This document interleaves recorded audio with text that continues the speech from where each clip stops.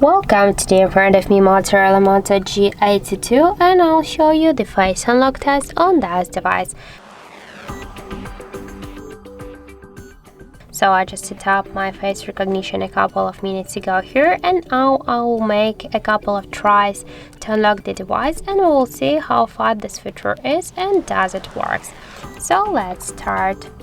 1, 2, 3, 4, 5.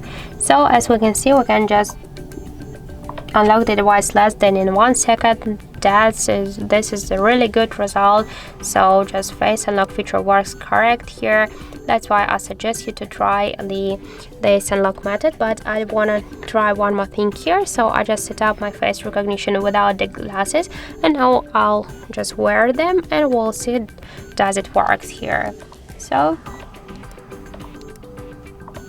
as we can see, there is no problem just to do it with the glasses or without of them, so that doesn't matter. That's why I just suggest you to try this unlock method, but we don't just be careful, because the face unlock is less secure than the pin codes or passcodes. So that's it. Thank you for watching, and if you find this video helpful, don't forget to leave a like, comment and to subscribe our channel.